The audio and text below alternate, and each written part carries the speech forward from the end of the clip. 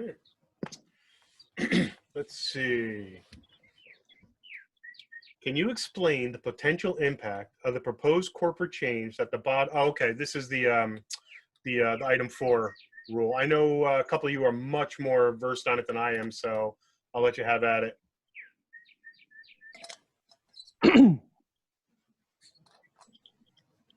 So I don't think that this is a markedly big change. It says that you can't ignore a rule, but I don't.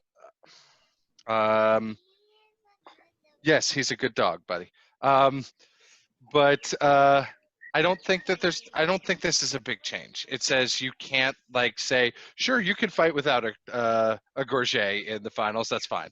And I think that's what it means. Yeah, because I'm reading it again, and it definitely seems it's just pointing to that the sovereign can't say somebody can fight without a gorget, or their 12-foot long pole arm is fine. That's kind of what it looks like to me, is that they can't change when it comes to armors and weapons standards of the society. A sovereign can't make a change on the fly, which I don't think they ever really did anyway. I don't recall anyone really ever doing it. I mean, not egregiously, like, go fight without your helm. And I mean, anyone ever seen? I don't think I've never seen a royal disregard their Earl Marshal's opinion on weapons or armor standards, and if I had, I would pull them aside as well. I think the only thing that this is really relevant about is travel, and if you don't have, like I'm going to make up North Shield and they require shoulder protection. I don't think that the king can throw it out in its crown, right? That this is relevant for. So. Does it mention crown specifically? I don't think it says in crown specifically. I think it says crown specifically. It just says all combatants shall adhere to the appropriate armor and weapon standards of the society, and basically that the sovereign can't change that or waive that. Excuse me, that sovereign can't waive kingdom rule. I mean. Yeah, so if you go to Estrella and they have a local rule, you have to play by that rule, is what it means. So that's always been, that's kind of always been the way it is here. As far as the society-wide rules, there was never the ability to waive rules, but as far as the kingdom, additional kingdom standards, the crown has in the past been allowed to waive the kingdom standards, and that was specifically written into the rules at one point. I don't know whether it is at this point or not, but at one point it was. But again, that was only for kingdom rules. Yeah. Yeah, I think that's what it's saying. Yeah, this one definitely says armor and weapons standards of the society. So basically, like you can't say we're like, I'm sorry, I don't love that, but you can't take away any additional kingdom rules. That's all it's saying. You still everyone still has to use minimum society standards. Mm-hmm. It's saying like I can't, like you said, we use I'm trying to think of something that's not a society standard that we would have that, to make an example of this rule, but like you have to wear a rigid protective plate across your stomach in Qaid. You're saying like if I go to Qaid, you can't waive that requirement for me, even though I am still technically using all of the things, which I think isn't a super huge deal. I think that it's something that like, as long as we're all doing the society minimums, it's something we could, there's enough cross communication at points now that it's not as big of a deal as I think conceptually it would have been in the past, where it's like, I had no way of knowing that Qaid uses shoulder armor as a minimum, but it's like, or I could just look at the event hosting and go there and we can make it something that's more prevalent in the future to know all of these standards if they're going to change and if this is a rule that's super strict. Or it's the type of thing that's like, oh, I need a demi and a glove. How many people have an extra glove with them? or how many people have an extra thing. So I think it's not as huge of a deal as some people might be making about it, at least to me on my personal interpretation of it. Yeah, that's why I was kind of surprised people were going all nutty over it, because it didn't seem that invasive or big of a deal to me. Yeah. And oh, a the wild thing is, like, margarita appears. I don't think that you should be able to. It's like other people, like people have come together and decided this is safe and this is what we're using in this area.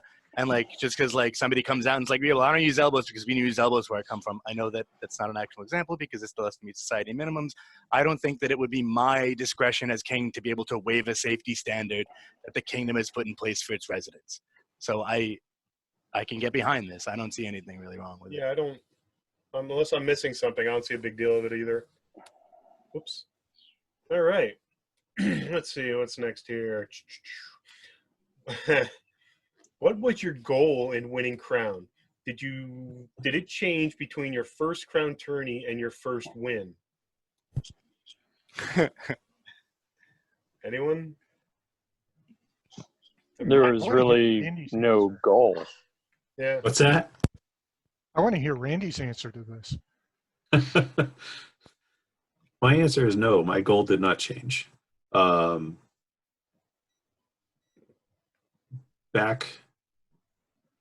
a long time ago, my goal was to bring the crown to the north because it had never been there.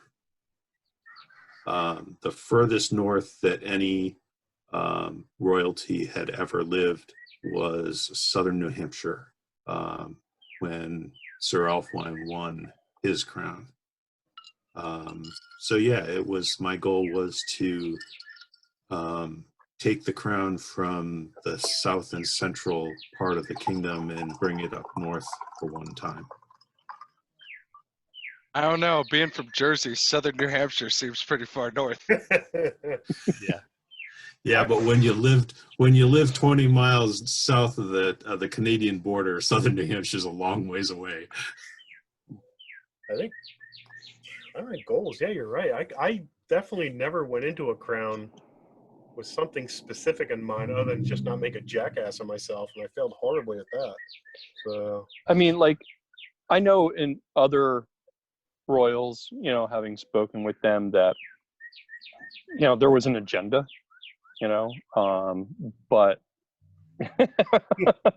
but for us personally, there was no agenda. It was, wow, holy moly, I just did this thing. Game on, let's have a good time. That's not to say that it's going to be a giant party, but it's going to be wow. And my goal was to be the best figurehead for your good time as possible, and that was about it. That was my goal. You're not going to please everybody all the time, but here's to trying. all right. Let's see. So the next one is, excuse me. What kind of prep do you do before a crown you're training to win? And what advice do you have for crown entrance? Endurance. Endurance, endurance, endurance, endurance, endurance. That's it. Cardio. So much cardio. That's my advice. To quote a good friend and royal peer, Araya, cardio wins crown. Yep. Every fighter has their own methodology to how they're going to go about doing it. And, that's so subjective to the individual.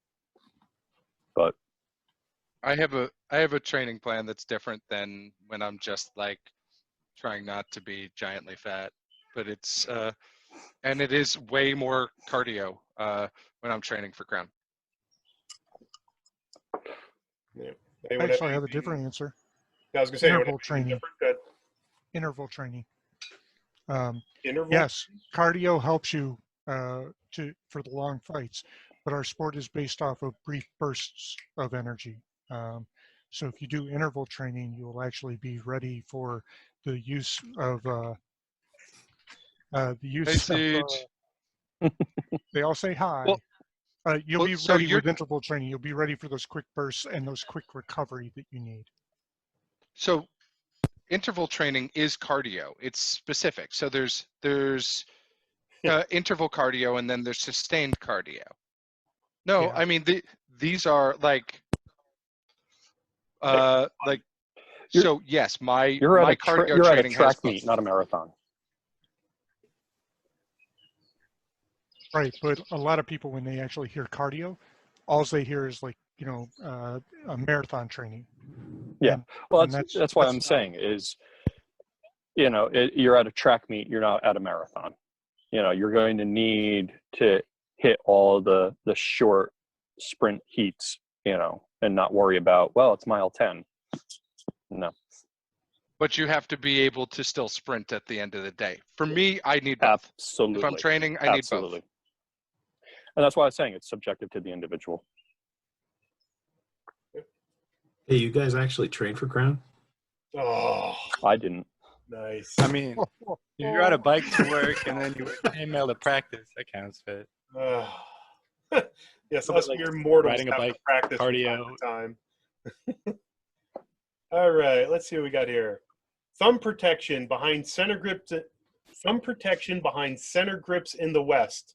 Like that? That was said while we were talking about dispensation of rules. okay. I mean, gotta wear a glove anyway, right? Wear a heavier glove. Center grips are a whole different animal. I only wear a little hockey glove behind. I don't have a basket on mine. I have a regular heater, but center grips are definitely different animals. I know a lot of guys will get their mitts mushed a couple times and this and that. So I don't know if it's a higher occurrence with a center grip as opposed to a heater. I mean, you guys know? Only if you're using it No, but I think incorrectly. that he was saying that's an example of one of the rules that wouldn't fall under the new 4. Like that's a rule that you can't. I think that's what the comment was about. Was that the thumb protection is one of the rules that wouldn't translate through with the new reiteration of the thing. So I don't know if he's actually asking about what we like as thumb protection. Oh. He's saying like this rule, not do we like it. Okay, I got you. Yes. All right. Yeah. Okay, I misunderstood. It was like an hour ago. What do you want? Yeah. Sorry, our chat where it's bad for immediate comments, I guess, but we're doing the best we can. No worries. Let's see. Before you won Crown, had you already read the EK laws? Absolutely, yes. Yep. I had the seneschal at the time. A couple of crowns before I won, come up and say, "Hey, I'm going to be your boss eventually. I'm hoping I'll be your boss eventually. You need to read kingdom law and society law." And I can tell you that Natavia carried them in print in a bag to every event we went to, period. Yeah. So Verified. yes, absolutely. So I don't know if they still do, but I had read both Kingdom Law and Kapora prior to winning my first crown. But one of the things that happened, 10 minutes after I won my first crown, was the Seneschal of the Kingdom walked up and handed both me and my consort copies of both of them and said, "You got to read these." So I don't know if that's still done, but it ought to be. Yeah, I think I read them after I don't know if it's. before. Oh yeah, that's funny. So when you actually submit your letter of intent, you actually have to hit the check mark that says I've read EK Law now. I just saw Sandy join the chat. She can tell me if I'm wrong, but Mabe's here too somewhere. yep. So Oh, she's diagonally up and over from yeah, boom. Catherine. Whoa! I mean, I knew they existed. Does that count? Willie, No, Willie, this is why Willie, Jackie we were, expressed in the chat that she had read the EK Law for you. That's right. I had to say that, guys, because I knew he was going to say I didn't do it. Shut up. We are all Because I so did. grateful for Vienna. How do I mute her? Hold on a second. All right, let's see what we got here. I know during my tenure as Burka MOL, I know of at least 2 occasions in which the crown has hand-waved something for someone out of kingdom, but not usually safety things. Yeah, that's This was another another- comment I'm gonna go for. Gotcha. Okay.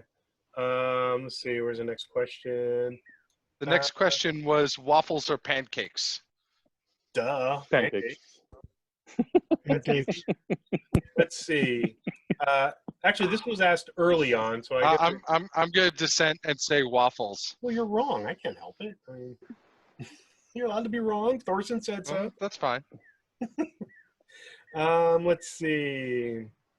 Yes, I like waffles because it's less dishes. Dishes. I mean, But that's a good point. As long as there's maple good syrup, who point. cares? yeah. Yeah, Yeah, that's legit. that's a They're the Vermonter magic right carpet for the maple syrup. Let's see. No maple. No. Let's see. What was the biggest surprise?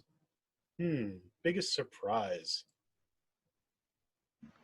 I'll go with the least prepared for part of that is just like talking in front of people. Like it's something that you know you're gonna have to do a lot, but the amount of just being in front of everyone, it's a lot of focus, and it's just something that takes a little bit of like again, I don't think I was surprised about it, but I do think that I might have been the least prepared for it. So that's on my side of it. I will definitely agree with that. It's it's going to happen, and hopefully you were smart enough in high school to take a public speaking course or something to that effect, or maybe in college. But getting up there, and being literally on stage, speaking to God knows how many people. So yeah, that's a thing.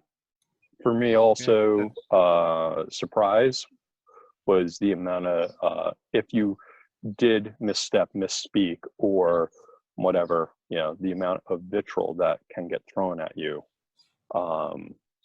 and the speed at which it can get thrown is quite alarming as well. So that was a big surprise. I think the biggest surprise for me was how reluctant people were to actually discuss something they heard, if that makes sense. I heard this, I'm going to scream about it on Facebook before asking about it. Does that make sense?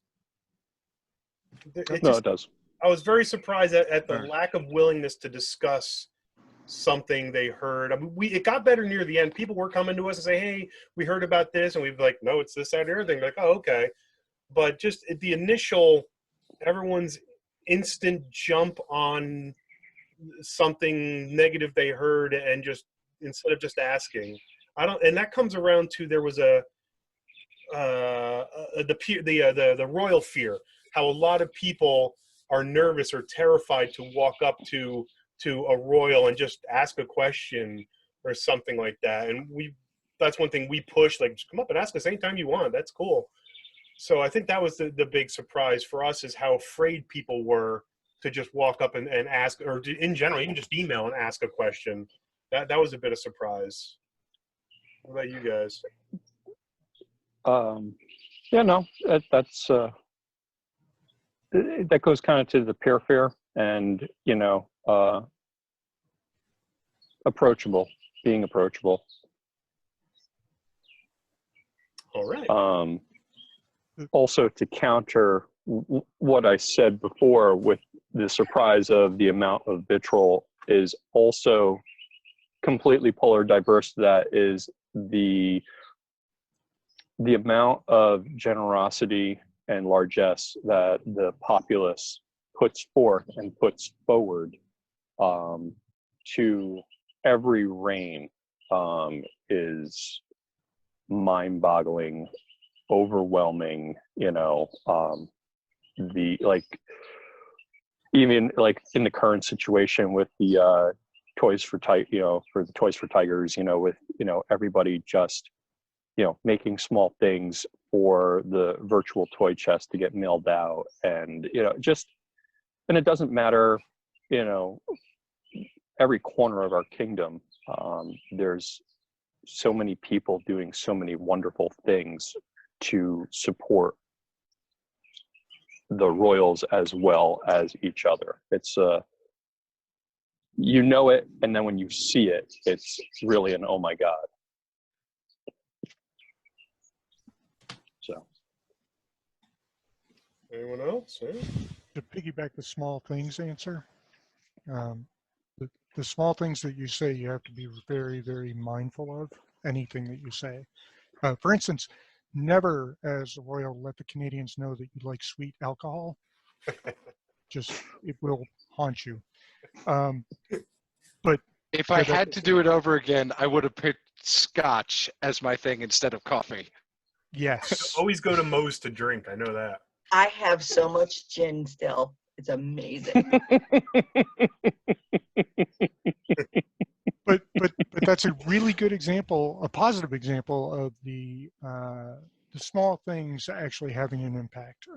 So like, I just said something like, I love sortilege, and boom, now I have a lifetime supply of sortilege, which is not a horrible thing, but at the same time, keeping in mind that those small things, like the number of times that I stopped and like helped people unload their car, or set up their tent, or set up troll.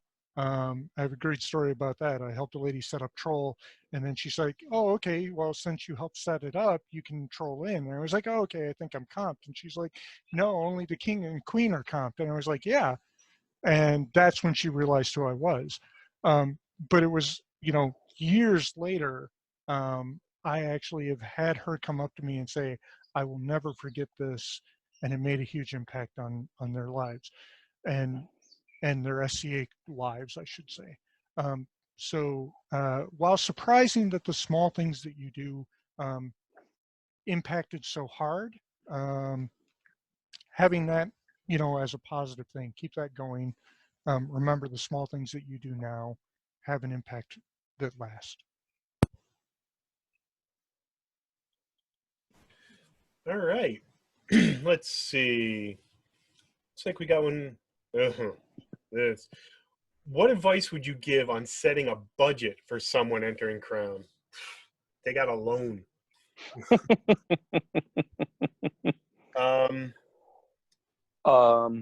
Yeah, that's a tough one. That actually caught. I must admit that caught me off guard. How much it costs to travel, across the kingdom for 46 weekends. It does add up. Years ago, there was an article written in Tournaments Illuminated, and I've tried to find it since then, but it was like, so you want to win Crown, and I think that was the title of it, and it basically broke down all the different pros and cons, and one of the things that was mentioned, and like I said, this was years ago, they said the average reign will cost out of pocket $7,000 to $14,000. And when you look at that number and you say $7,000 to $14,000, it is really, like, oh, so it's not just winning a tournament. And we in the East are very lucky that we get a pretty substantial budget from Kingdom, and having spoken to other kingdoms, and you are shocked to find out that they get very little money towards their reign. It really is an eye-opener. You show up to an event and, so-and-so, it's her birthday and she showed up and you aren't expecting it, you're going to buy a dozen roses to present to her out of pocket. That's not like, oh, go fetch me the etch checker. No, that's, oh, here's my credit card, go make the purchase. And it's what you do. We have fundraisers in the East. And thankfully that we have, and again, that goes back to the amazing populace that puts forth donations for other people to bid on so we can go and do the things that we do. But yeah, I mean, it is mind-boggling, the expenses, you know, whether it's flying up to Nova Scotia or, you know, other things of that nature. I mean, it's one of the wars, Gulf Wars, Australia, Western yeah, War. yeah. I think having the thing that shocked me was the gift culture, and the gift culture. Okay. So if you travel somewhere, 43 people are gonna give you a gift, and you're gonna need 43 gifts to give back. And oh crap, here's a quarter I had in my pocket. You know, early on, you're just you don't know what you're doing. And so if you don't do a good job of planning for that, it suddenly you get to Gulf Wars and you're out shopping, and it's a terrible plan because now you're just putting it on your plastic. And even another thing that you got to think about, and actually caught us a little off guard, is also storage space. The amount of stuff you are going to accumulate during your reign is mind-boggling. We had, you know, our trailer, our garage, our living room full of these constantly multiplying Tribble-like baskets everywhere, and just the sheer My amount of yoga stuff studio. is make sure Baskets are a plague. Baskets. make sure you have He hates them. somebody that has the space that can keep stuff, because it adds up quick, real quick. So, or somebody with a trailer or truck that can haul it around.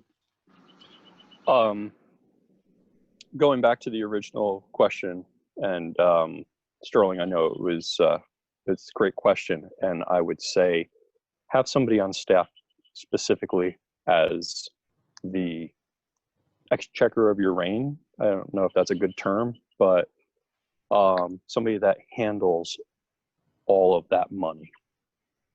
Someone you trust. Because to try and do it yourself.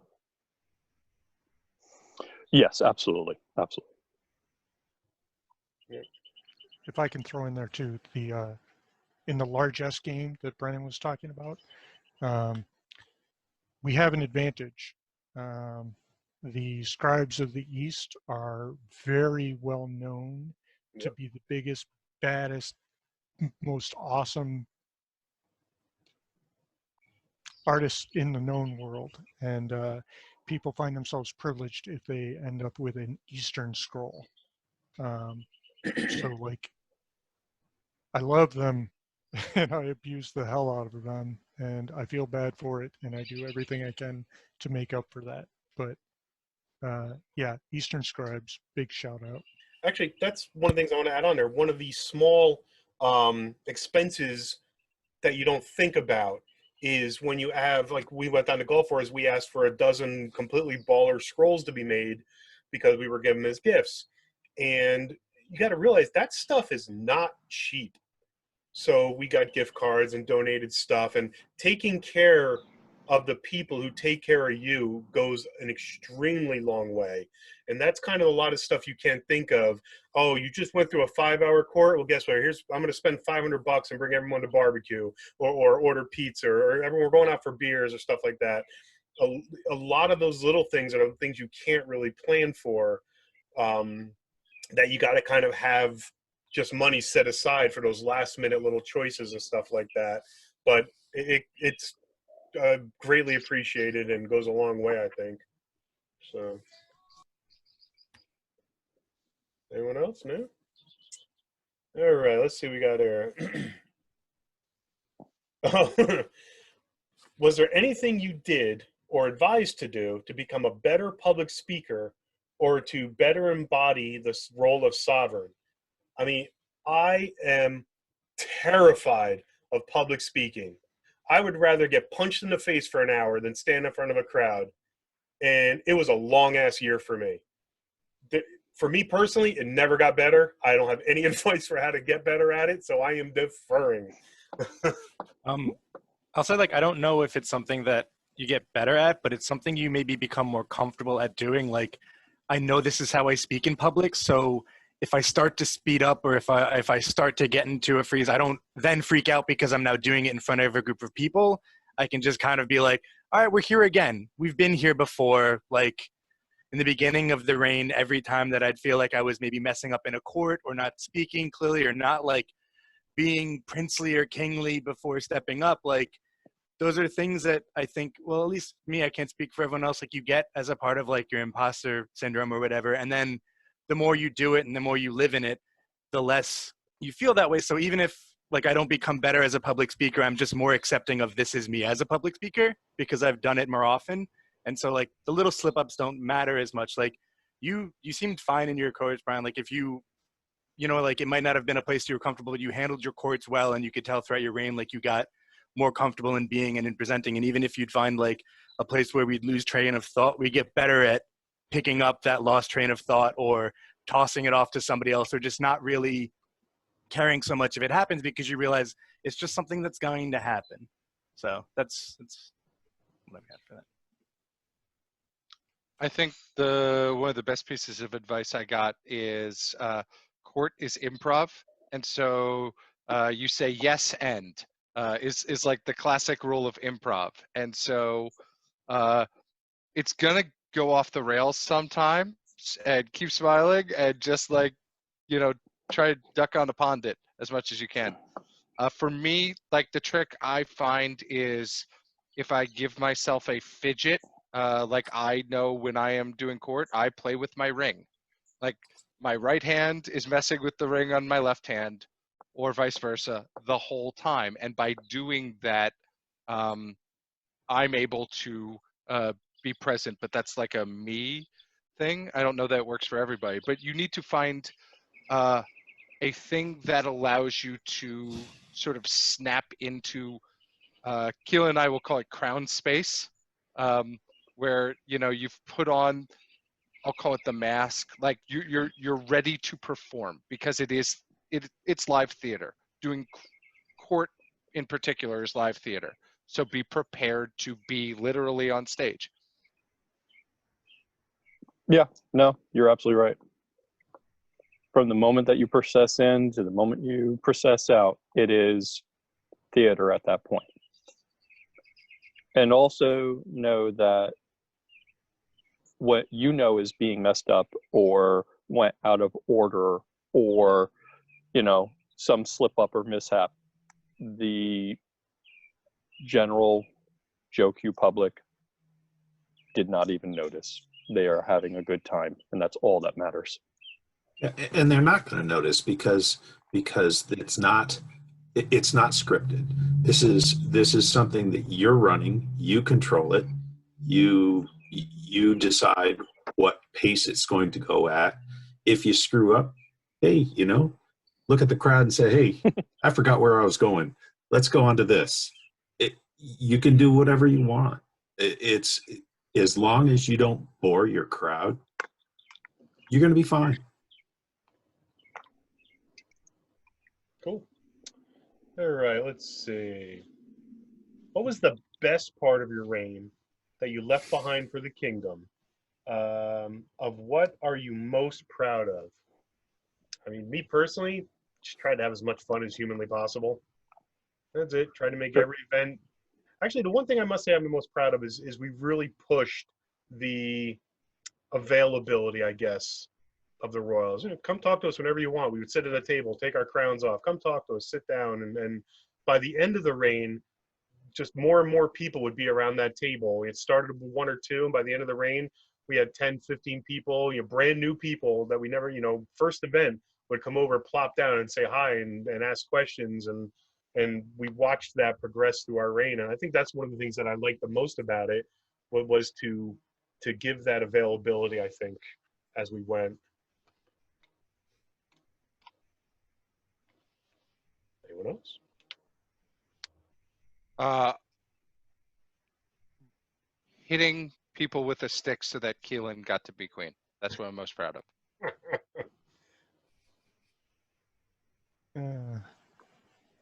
That's a tough question, really. You're asking me to take a moment out of a million moments. But I think this is going to go back Need a to table. it's going to go back to the small actions. The thing that you're probably going to be the most proud of will be the thing that you didn't think of at the time. It's going to be, 3, 6, 9 years later, somebody's going to walk up to you and say, "Hey, when you were king, you stopped and asked me if I was okay and carried my bag for me, or you gave me my AOA," or, whatever interaction that they had with the royals. When they come up and they say, "I remember you doing this and you made my SCA special," that's when you feel the pride. The other pride that you end up feeling has nothing to do with your actions. It's all with the people that are around you. I was always proud of the heart that people poured out for the kingdom, that I was a figurehead of. Um, that that was the big pride, seeing this giant machine of people who just wanted to dominate in whatever area that they were doing. And they were going to outlove you and outshine you and outservice you and outfight you and outfence you and outarcher you. And, it was always seeing that outpour of dedication that always made me proud. Um, the rest of it, like the small moments, those come up years later, and you're like, "Yeah, I didn't suck that bad. All right." So, that's been my experience. Anyone else? All right. So next would be this is a good one. How do you go about gaining allies for Penzik? Have at it, guys. I don't know. How do you ask somebody to prom? I mean, I guess It's- actually, you want to know the big thing is that people told me about, even though I wasn't Penzik King or anything like that, was communication. Reach out to people, communicate. When they email you, email them back. Don't wait 6 months. Chat them up at parties. Lord knows you go to enough damn parties as royals. Yeah. You meet, introduced to Prince so and so or Queen so and so from another kingdom. Chat them up, introduce, be nice. That's really the best thing I can think of, unless you guys got something else. I mean, I think that's a good base for interactions with most people, like just to try to be social with them. But again, there's sometimes going to be things that you have absolutely no idea about, reasons that are literally beyond anything that you can control, things that you will never be told the actual reasons for. And you just kind of have to be okay with it. So it's like, I have no solid strategies for gaining allies for Penzik. I was a Penzik king. We had some allies. There are others that we should have had that we didn't, that I don't know why we don't have. But just try your best. Just like you said, try to be as friendly, as social as you can. Try to have somebody with a good big Rolodex, because that tends to get a lot of things. That if you know a guy that's lived in 9 kingdoms and he's been duke in 4 of them, you know what I mean, or he's king in 4 of them, and you can pull from personal relationships with people. That's a good way to do it, because people will want to fight with their friends before, maybe some stranger that they just met going through this. But whether you get the allies or not, just try to sell that you're going to try to have as much fun as you can is my thing on that. Like, allies are going to come or go. We just try to make the scenarios, try to make it so that it's fun no matter how many people we get. And hopefully you're not against somebody that's a jerk. I had a very, very awesome partner to go against, and so even though we were a little offsides, we tried to make it as fun as we can. So as far as concrete things to do, call the reigning monarchs of the other kingdoms, talk to them, email them, stay in touch.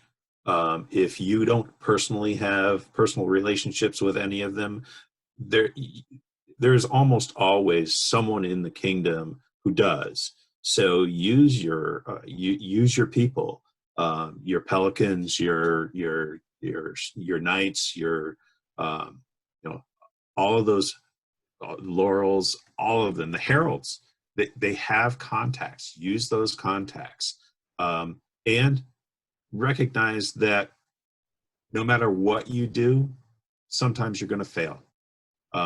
And I will illustrate a major failure.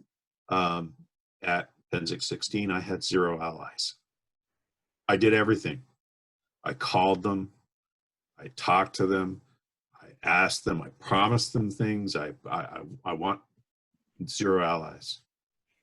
Didn't realize that the Queen of the Middle was dying of cancer at the time, and that the King of the Middle was using that as a trump card to get them. So stuff happens, but you do your best and you get allies or you don't. All right, let's see. What's the weirdest thing you were given? And apparently Barbara Turner knows yours, Randall. I got to hear the story now. The weirdest thing that I was given? I would probably say, well, there was so many, but I think the one that ranks up there with the one that's most memorable as being the weirdest was the picture of the king, and everybody realizes that was a Velvet Elvis.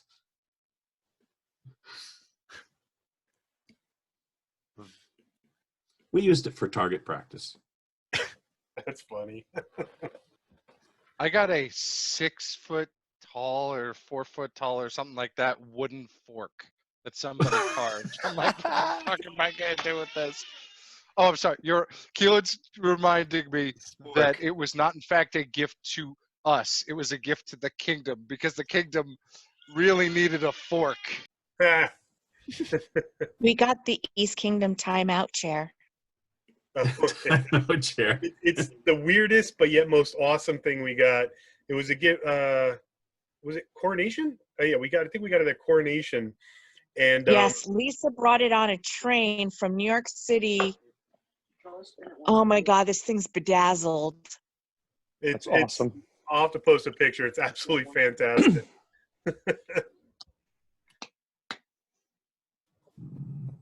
I can't think of like any one particular thing that we got. Yeah. Natavia, you're out there. Anything? Nope, I can't think of anything that was out of the ordinary. The weirdest thing that we ended up with was a chainmail condom in East Kingdom colors. That was That's a thing. That's a thing. Yeah. Yeah. I don't think that's going to be super effective. You don't? Because that would prevent me, big guy. I don't know about you. Alrighty. Well played. Well played. I mean, also weird's relative because like there's some things that other people might think were weird gifts I got that I just think are super cool. You know, like I've got like neon tiger swim trunks. Like those are just freaking rad. Like neon tiger what? Swim trunks. Oh. Those are rad. And I have but not too, the rest of us don't say friggin' rad too cool much. for me. Yeah, well, you know, sometimes you gotta.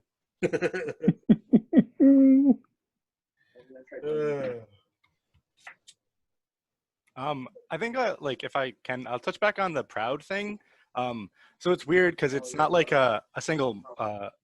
I guess it's more like the concept of the unbelt pride is something that I was super proud of at the end of our reign, or even just from the second winning crown on. And like it seems weird, like I'm more proud that like not that I won the crown, but that it showed that like unbelts can do this. And there was a post that was made like across the country, like the day after, that got shared a whole lot of places, and it just said like, you can do the thing, you know what I mean? Like don't let something like stand in your way. And it's like, I'm proud that something I did could be seen on like a greater scale than that, like that it could be used to kind of like help inspire people to try to do better themselves.